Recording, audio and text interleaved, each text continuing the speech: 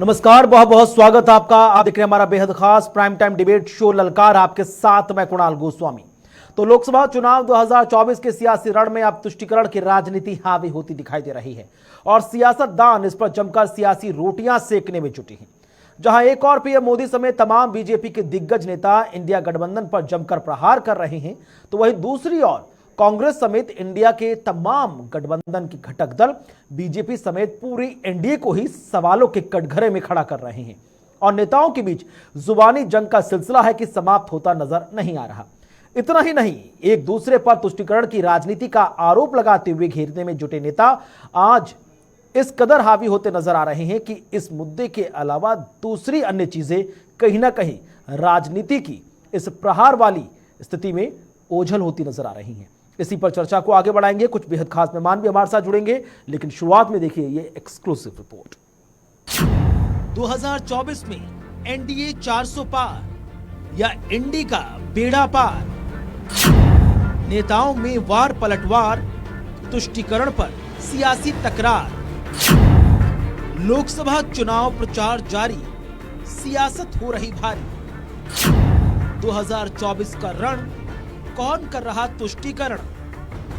जैसे जैसे देश में लोकसभा चुनाव आगे बढ़ रहे हैं, वैसे वैसे नेताओं के बीच सियासी बवाल भी बढ़ता दिखाई दे रहा है। जाति धर्म से लेकर तुष्टीकरण की राजनीति जमकर जारी है, लेकिन ये राजनीति कर कौन रहा है? ये सभी दल एक दूसरे पर सवाल उठा रहे हैं। तुष्टीकरण की राजनीति करने का आरोप लगाते हुए नेता एक दूसरे पर जमकर तंज कसने में जुटे हैं। जहां एक और एनडीए 400 पार के लक्ष्य को फतह करने में जुटी है, तो वहीं दूसरी ओर इंडिया गठबंधन भी एनडीए को पस्त करके खुद को मजबूत करने के लिए एड़ी चोटी का जोर लगा रहा है। तो ऐसे में नेता एक दूसरे को घेरते हुए कई बड़े सवाल सामने वाले विपक्षी दल पर खड़े कर रहे हैं। मोदी का वार, इंडिया गठबंधन कर रहा है तुष्टीकरण की राजनीति, विपक्ष का पलटवार, जाति धर्म की राजनीति कर रही है बीजेपी आरएसएस। पीएम मोदी ने खत्म की जाति तुष्टीकरण की राजनीति, तुष्टीकरण पर राजनीति कर रहे हैं पीएम मोदी। इंडिया ब्लॉक भ्रष्टों और वंशवादियों का समूह है। बीजेपी आरएसएस ने तुष्टीकरण को खूब बढ़ाया। पीएम मोदी उस राजनीतिक संस्कृति में बदलाव लाए। बीजेपी जाति धर्म के आधार पर लड़ाने का काम कर रही है। जाति, वंशवाद और तुष्टीकरण की राजनीति हावी है। हमारे देश में हमने तुष्टीकरण की राजनीति बहुत देखी है। तुष्टीकरण की राजनीति ने के देश को टुकड़े टुकड़ों में बांट के रख दिया है। तुष्टीकरण की राजनीति ने सच्चे और ईमानदारों के हक को डुबोया है और इसलिए अब मोदी तुष्टीकरण को समाप्त करके संतुष्टीकरण की ओर आगे बढ़ रहा है। हमारा रास्ता तुष्टीकरण का नहीं है, हमारा रास्ता संतुष्टीकरण का है। सबका साथ, सबका विकास, ये मंत्र भी उसी तुष्टीकरण का महामार्ग है। ये चुनाव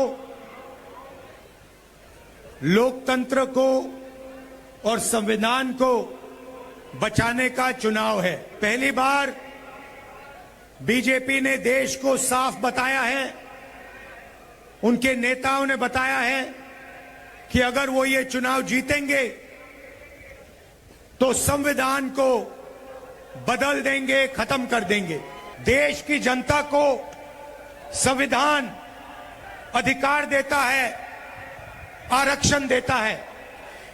संविधान से पहले इस देश में गरीबों का, पिछड़ों का, दलितों का, आदिवासियों का कोई अधिकार नहीं था। राजाओं महाराजाओं का राज था, जो भी वो चाहते थे कर देते थे। किसी की जमीन चाहिए होती थी, उठा के ले जाते थे। तुष्टीकरण पर रार लगातार बढ़ता जा रहा है और प्रधानमंत्री से लेकर तमाम दिग्गज तुष्टीकरण को लेकर एक दूसरे पर जमकर प्रहार करते नजर आते हैं। ऐसे में देखना होगा कि आखिर 2024 में तुष्टीकरण की राजनीति किसे दमदार और किसे कमजोर करने का काम करेगी। यह आने वाली 4 जून की तारीख के नतीजे तय करेंगे। तो 4 जून को नतीजों का सबको इंतजार है, लेकिन उससे पहले जैसे जैसे मुद्दे अपने रंग बदल रहे हैं और चरणबद्ध तरीके से सियासत आगे बढ़ रही है, कई महत्वपूर्ण सवाल है जो तमाम सियासतदानों के जो नुमाइंदे हैं उनसे पूछना जरूरी है। इसी कड़ी में हमारे साथ कुछ बेहद खास मेहमान हमारे साथ भारतीय जनता पार्टी से रत्नाकर सिंह है, बहुत बहुत स्वागत, शुक्रिया आपका। यश श्रीवास्तव जाने पहचाने चेहरे कांग्रेस पार्टी से हमारे साथ मौजूद है, बहुत बहुत स्वागत यश आपका। अशोक तिवारी है, प्रवक्ता है समाजवादी पार्टी से, शुक्रिया आपका। और आलोक पांडे जी, राजनीतिक विश्लेषक, बहुत बहुत स्वागत है आपका। यश, शुरुआत आप ही से करूंगा क्योंकि पूरी भारतीय जनता पार्टी कह रही है कि जब 4 जून को नतीजे आएंगे तो हिंदुस्तान को कांग्रेस की तुष्टीकरण की राजनीति से आजादी मिलेगी और देश में संतुष्टीकरण की राजनीति का प्रचार प्रसार होगा। कुणाल जी, भाजपा क्या कह रही है उसको जाने देते हैं। 10 साल से भाजपा सिर्फ कह रही है, कर कुछ नहीं रही है। देश जो कह रहा है वो आपको रोज खबरों में दिखाई दे रहा है। अगर देश के बच्चों को और अपने जो माता पिता लाखों रुपया लगा के अपने बच्चों को शिक्षा के लिए भेजते हैं, अपने बच्चों को यदि गलगोटियन ना बनाना हो तो आपको सच को देखना होगा। अगर आपको अपने फौजी भाइयों को पूरा सम्मान और पूरे हक से उनकी नौकरी दिलानी हो, उनको अग्निपथ जैसी फ्रॉड स्कीम में ना डालना हो, तो आपको सच को देखना होगा।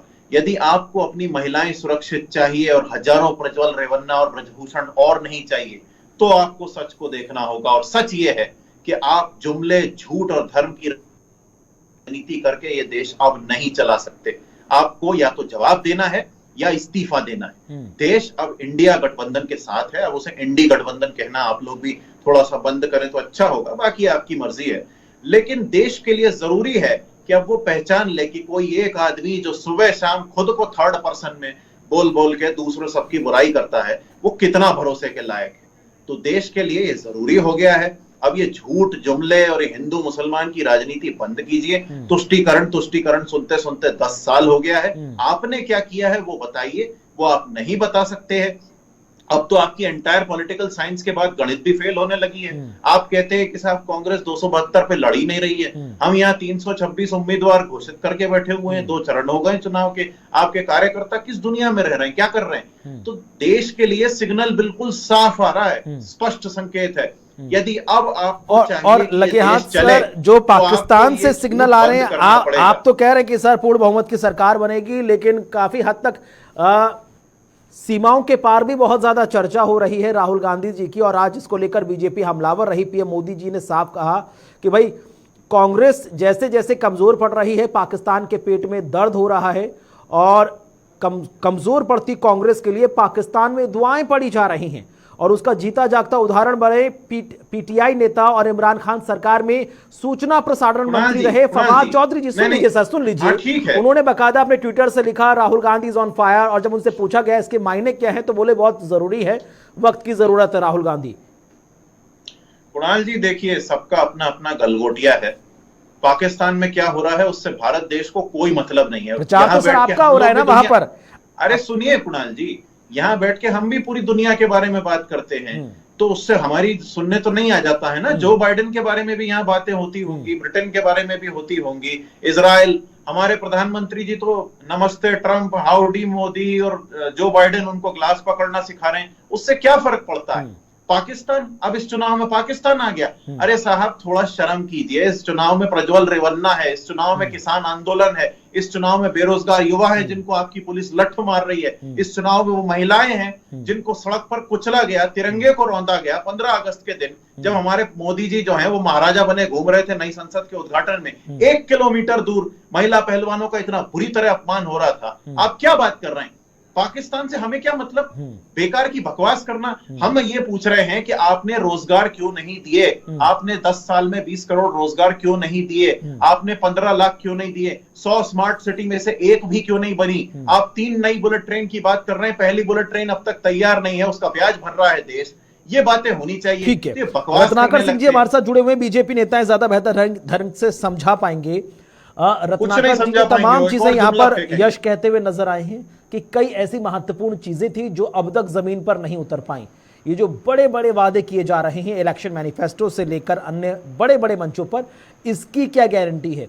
मोदी की गारंटी पर पूरी बीजेपी चुनाव लड़ती नजर आ रही है, लेकिन यश श्रीवास्तव साफ कहते नजर आ रहे हैं कि 2014 में जब पूर्ण बहुमत की सरकार बनी थी तो पहले बजट में बुलेट ट्रेन को लेकर बड़ी बड़ी बातें की गई थी। जब पहले बजट में 2014 के बुलेट ट्रेन जमीन पर नहीं उतर पाई, रफ्तार नहीं पकड़ पाई, तो अब 2024 में बुलेट ट्रेन का ख्वाब दिखाने से क्या फायदा? उसकी गारंटी कौन लेगा?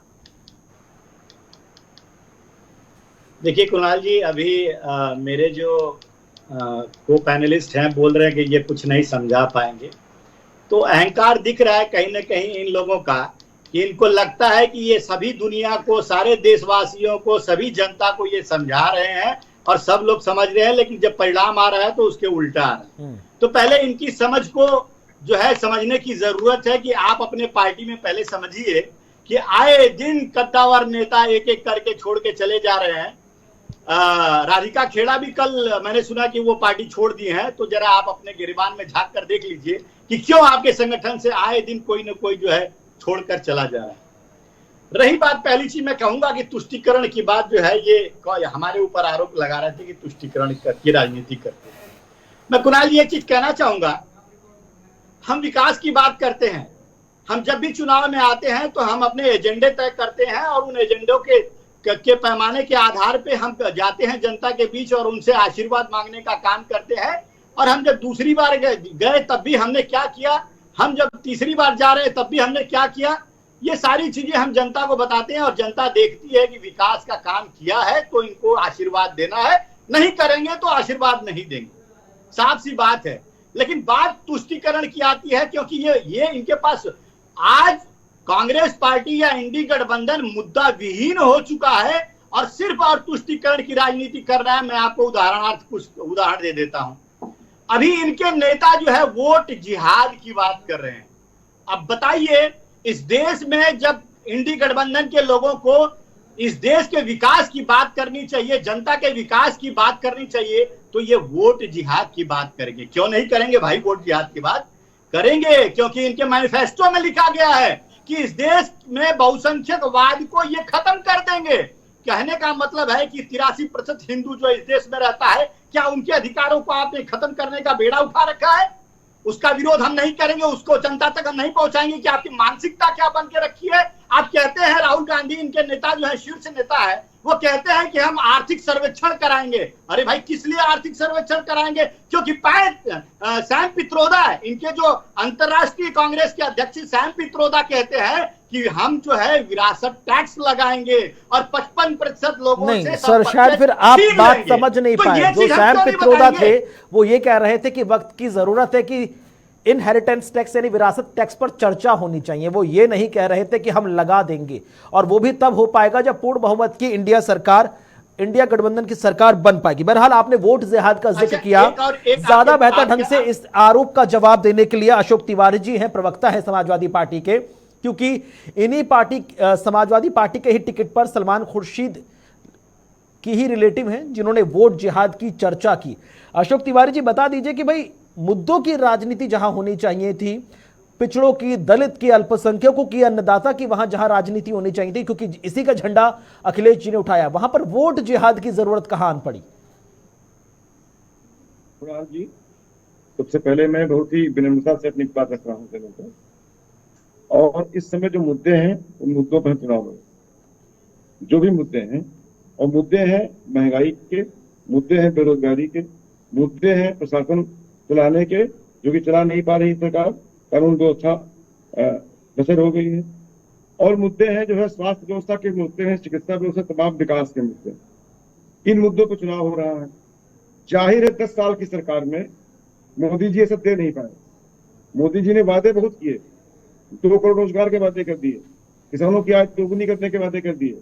मोदी जी ने यहाँ तक कि नौजवानों के हित की बात, भविष्य की बात भी बहुत लंबी चौड़ी की। लेकिन आज आरक्षण खतरे में हो गया, आरक्षण खतरे में हो गया है, प्राइवेटाइजेशन हो रहा है, सरकारी नौकरियों की रिक्ति निकाली नहीं जा रही है, जो निकाली भी जा रही है वो पेपर लीक कर दिए जा रहे हैं। सवाल इस बात का है, मुद्दे इतने फैले हुए हैं जो कि जिनसे सराबोर है पूरा देश।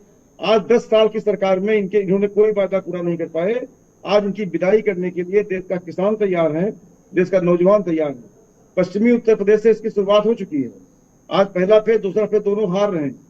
दोनों फेज हारने की वजह से मोदी जी बौखलाहट में आ गए, अपना आपा खो दिए और आज तरह तरह के बयान देने लगे, जिससे कि विश्व स्तर पर भारत की गरिमा गिरी है। भारत का प्रधानमंत्री ऐसे बयान देगा, इतने निम्न स्तरीय बयान देगा, इसकी उम्मीद किसी ने की नहीं थी। इस पर चर्चा होनी चाहिए। सवाल इस बात का है कि आज किसान क्या करे, आज आत्महत्या करने मजबूर है। हमने अपने मैनिफेस्टो में समाजवादी पार्टी ने किसानों की एमएसपी गारंटी की बात कही है, जो कि चिर प्रतीक्षित मांग रही है। किसानों लाठी खाए, डंडे खाए, आंसू गैस झेला इस मांग को लेकर के, और इस मांग को हमने पूरा करने की बात कही है। हमने कहा जैसे इंडिया गठबंधन सरकार बनेगी, किसानों की मांग पूरी की जाएगी। स्वामीनाथन रिपोर्ट आयोग की रिपोर्ट। सर, बड़ा सवाल तो यहाँ पर यह है ना कि 2017 से आप उत्तर प्रदेश की राजनीति से आउट हैं। 2014 में आपके 5 नंबर आए थे लोकसभा में, 2019 में भी 5 नंबर लोकसभा में आए थे। जनता लगातार आपको टेस्ट करती रही, आप वादों पर वादे करते रहे, लेकिन जनता आप पर विश्वास नहीं कर रही है। तो इसका भी आपको आंकलन करना होगा। ठीक है, आलोक पांडे जी लगातार आपकी बातों को देखकर मन मन मुस्कुरा रहे थे, शायद बेहतर ढंग से जवाब दे पाए। जवाब दीजिए, जवाब दीजिए। आपने बोल दिया, जवाब दीजिए, आपने जवाब दीजिए, फिर आगे बढ़िए। जवाब दे रहा हूँ आपको मैं। ठीक है, जवाब दे रहा हूँ मैं, स्पष्ट रूप से जवाब दे रहा हूँ आपको, स्पष्ट रूप से। आलोक जी सुन लीजिए उनको। जो आपने आरोप लगाया है मुझको, उसका जवाब दे दीजिए सर। 2 मिनट में जवाब दे दूंगा उसका, एक 30 सेकंड जवाब दूंगा उसका।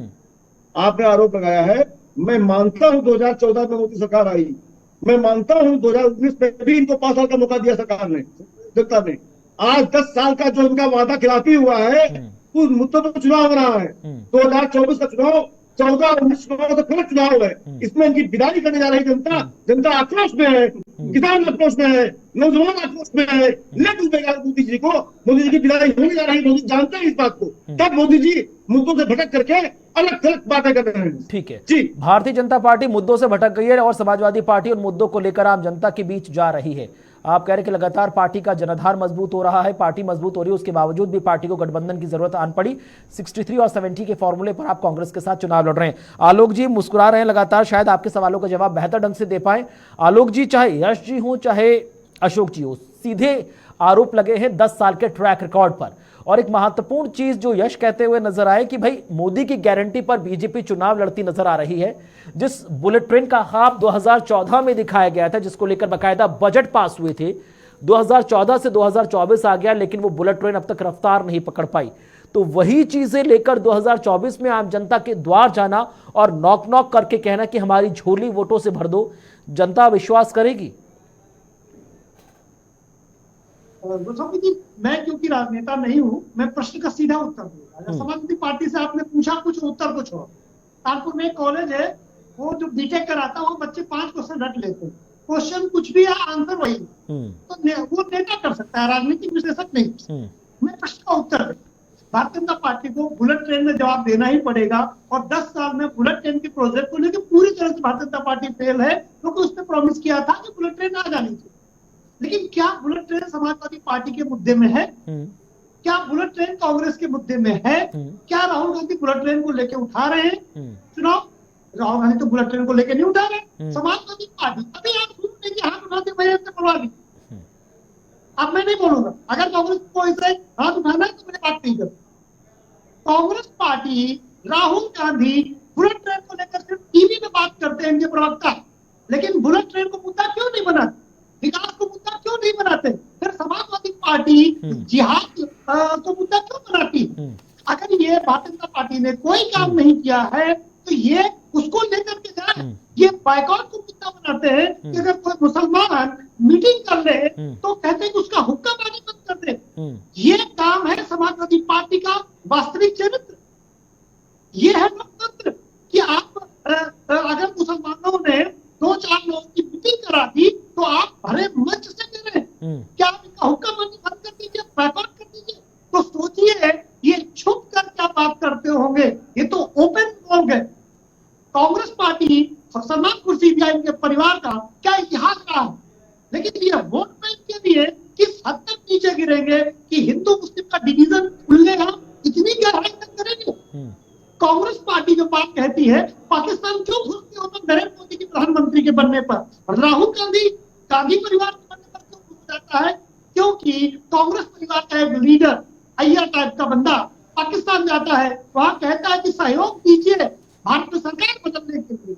इसलिए भारत में चर्चा होती है क्योंकि आप पाकिस्तान में जाकर के भारत की सरकार बदलने की रिक्वेस्ट पाकिस्तान में करते हैं और फिर कहते हैं पाकिस्तान से क्या लेना है? अरे पाकिस्तान को ईरान का हिस्सा था, तुम्हारी गलतियों की वजह से भारत के टुकड़े हुए, भारत भूमि के टुकड़े हुए, कांग्रेस की नीतियों की वजह से हुए। इसलिए हमने पाकिस्तान बनाया हमेशा के लिए नहीं, वो किराएदार है। अगर उस धरा को संभाल के नहीं रख पाएंगे तो आने वाले समय में पाकिस्तान भारत का हिस्सा होगा।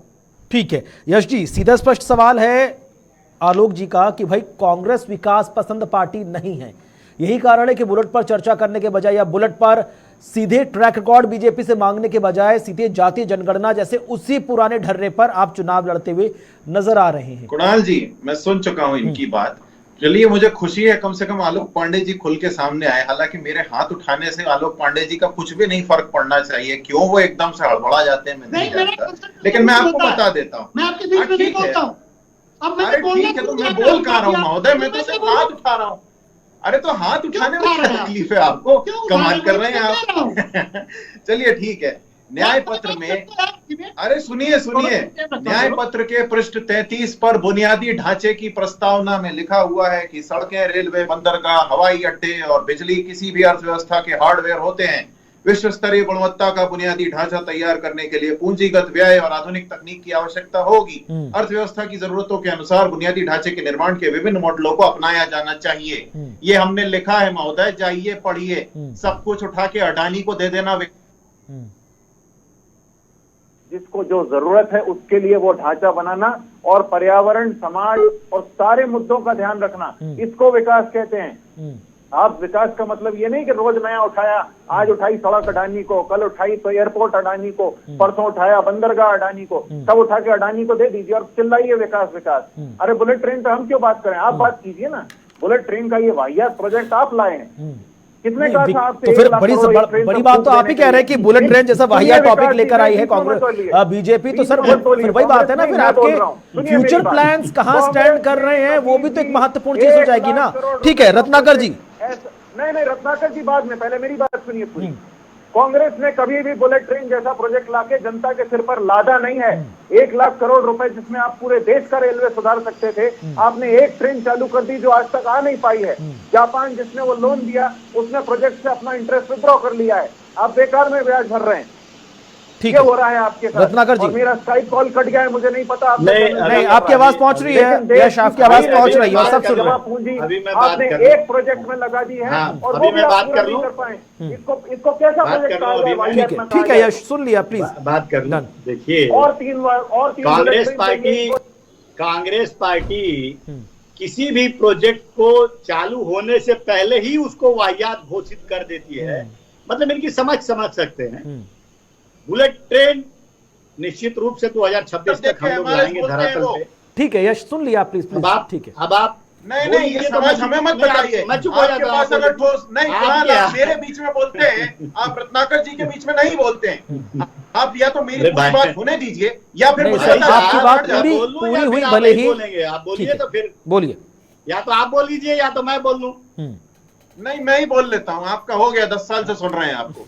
बुलेट ट्रेन प्रोजेक्ट को मैंने जो कहा वो बिल्कुल कहा। आप लोग ना तो प्रोजेक्ट पूरा कर पा रहे हैं, ना कोई एग्जीक्यूशन कर पा रहे हैं। यश, ये बात हो चुकी है, अब सुन लीजिए रत्नाकर जी को, वो सुन चुके हैं, सवाल का जवाब ले लीजिए। तो बार बार आप हमें हिंदू मुसलमान में खींचेंगे तो फिर हम भी बोलेंगे। आप क्या हिंदू मुसलमान 19 तारीख को आप कहने लगते हैं कि भाई जाते हैं? मैं ये पूछता हूँ। अरे बौखलाए हुए पूर्व प्रधानमंत्री मुसलमानों को मनमोहन सिंह ही कहते हैं ना कि देश की संपत्तियों पे सबसे केवल धर्म की राजनीति पे लगी हुई है। ये कौन कहता है? ये मुसलमान। ये सुधीर चौधरी से पूछिए। सुधीर चौधरी आप कर रहे हैं। आपको अगर जरा भी भगवान राम से प्रेम होता खंडन कर तो चुके आप प्राण प्रतिष्ठा में आए होते, लेकिन आएंगे नहीं। अरे सब क्यों आ आएंगे? चुके हैं, क्योंकि बार बार मुस्लिम नाराज हो नहीं बैठे। जाएंगे। आप जवाब दीजिए, आप जो मणिपुर है- पे, प्रज्वल रेवन्ना पे आप जो है जवाब प्राण दीजिए, प्रतिष्ठा में क्यों आप जवाब आज दीजिए, आप किसान बताइए 3 आंदोलन तलाक पे का विरोध, आप जवाब 3 दीजिए, तलाक का मोनू विरोध टेली क्यों पे कर रहे आप हैं? जवाब दीजिए, मुस्लिम देश की नाराज हो हजारों जाएंगे। महिलाओं पे 370 आप का जवाब विरोध दीजिए, क्यों कर रहे देश हैं? के करोड़ों मुस्लिम बेरोजगार नाराज हो युवाओं पे। जाएंगे। राम मंदिर की प्राण प्रतिष्ठा में नहीं न्योता राम मंदिर अभी तक पूरा नहीं बनाया हो है जाएंगे। आपने। अधूरे यूसीसी मंदिर का में भगवान विरोध बैठा कर रहे दिए हैं हैं भैया, आपने। क्यों? मुस्लिम नाराज हो जाएंगे। सीएए का विरोध अरे क्यों कर मुस्लिम रहे से हैं? इतने मुस्लिम चिढ़े हैं नाराज आपको हो तो एशिया जाएंगे। की सबसे बड़ी मस्जिद क्यों बन रही है तो अयोध्या सिर्फ में? और सिर्फ क्यों देश आएंगे की शाही जनता इमाम बाहर से? मुसलमान बची हुई है, उसके अलावा कोई जनता से आपका सरोकार नहीं है। इतना अगर मैनिफेस्टो पढ़िए रत्नाकर जी, पॉलिटिक्स आप वाहियात बातें मत कीजिए। करेंगे तो अगले मैनिफेस्टो पढ़िए हमारा, चुनाव के नतीजे आप के हमारा बाद मैनिफेस्टो तेरे ही पढ़िए, मनाने बेकार लायक की भी बातें मत कांग्रेस कीजिए। पार्टी नहीं रहेगी। बेकार की बातें मत कीजिए 13 सीटें रत्नाकर आएंगी। जी। अब मैं भाजपा के जवाब पास दे अब देता कुछ हूं। नहीं बचा है, भाजपा अब खुल अब के मैं हिंदुओं को जवाब दे सम्मान कर देता रही है। हूं। ठीक है। अभी भाई साहब बुलेट ट्रेन को वाहियात कह रहे थे, अभी वंदे भारत ट्रेन को भी वाहियात कह देंगे। अभी वंदे भारत तेजस ट्रेन जो तो चल रहा है वाहियात उसको है। भी वाहियात कह देंगे। टॉयलेट अभी भरे हमने हुए हैं, 70% जो रेलवे से वंदे भारत लेकर ट्रेन रोड खाली जा इंफ्रास्ट्रक्चर रही है। लेकिन लेकर लेकिन यश जी, ये पिछले 10 सालों में जो रेलवे का इंफ्रास्ट्रक्चर बदला है, जो फैसिलिटीज और जो तमाम चीजें बदली, आप उसको इग्नोर नहीं कर सकते, आप उसको डिनाई नहीं कर सकते ना। नहीं, इनके पूरे 10 साल के शासनकाल में एक एम्स बना था, हमने 10 बना दिए, 5 आपने दरभंगा एम्स बनाया है रत्नाकर अंडर जी। कंस्ट्रक्शन है, वो आपने भी वाहियात दरभंगा कह देंगे। एम्स बनाया अरे है। आप तो पूरा देश दरभंगा को ही एम्स। वाहियात घोषित कर देंगे, क्योंकि कांग्रेस पार्टी की सोच ही वाहियात है। ठीक है, अब अब मैं मुद्दे पर दूसरी आइए। पार्टी की ठीक है, सोच कितनी है, रुकिए। ठीक है, अब एक हो सेकंड, जाएगी। एक सेकंड। कहना रत्नाकर जी, चाहूंगा। रत्नाकर नहीं, जी, नहीं, ठीक है, कांग्रेस सुनिए। पार्टी का अब सीधा सुनिए, आरोप मैं है, दिखाता हूं। रत्नाकर जी, कांग्रेस पार्टी का सीधा आरोप है कि 5 न्याय और 25 गारंटीज का तोड़ बीजेपी के पास नहीं है, लिहाजा बीजेपी तमाम जगहों पर अब जाकर इस तरह से खुद तुष्टीकरण की राजनीति कर रही है और उसका आरोप कांग्रेस पार्टी पर लगा रही है। छोटा सा जवाब, उसके बाद समापन। हाँ, छोटा सा जवाब देता हूं। देखिए, 4 तारे तोड़ कर लाने के वादे सब कर सकते हैं, अगर उनको मालूम है कि वो चीजें हकीकत में होंगी ही नहीं कभी। और एक सिंपल सा चीज पूछता हूं, ये बोले थे महिला आरक्षण पास करेंगे, महिला आरक्षण बिल लाएंगे, महिला सशक्तिकरण करेंगे, किया क्या इन्होंने अपने 55 साल के शासनकाल के दौरान? हमने कर दिखाया। ये कहते हैं लेकिन करते कभी नहीं है, ये जनता जानती है, इसलिए इनको अब देखना बेहद खास होगा कि आने वाले वक्त में 4 जून को जब सुनिए। नतीजे आएंगे तो जिसको सियासत करने का मौका मिलेगा और जो प्रधानमंत्री कुर्सी पर बैठेगा वो जनता के विकास और हितों पर कितना काम करता नजर। बहुत बहुत शुक्रिया आप चारों मेहमानों का। समय आज इतनी ही इजाजत दे रहा था, नहीं तो चर्चा को आगे बढ़ाते। बहरहाल ललकार में आपने देखा कि किस तरह से तुष्टीकरण की राजनीति अब संतुष्टीकरण के मुद्दे पर जा रही है, लेकिन जनता का संतुष्टीकरण तब हो पाएगा जब रोजगार से लेकर महंगाई और महंगाई से लेकर इंफ्रास्ट्रक्चर जैसे मुद्दों पर विकास जमीन पर उतरता नजर आएगा। बहरहाल ललकार में आज मेरे साथ बस इतना ही। वक्त छोटे से ब्रेक का, खबरों का सिलसिला जारी है। देखते रहें JK24/7 न्यूज़।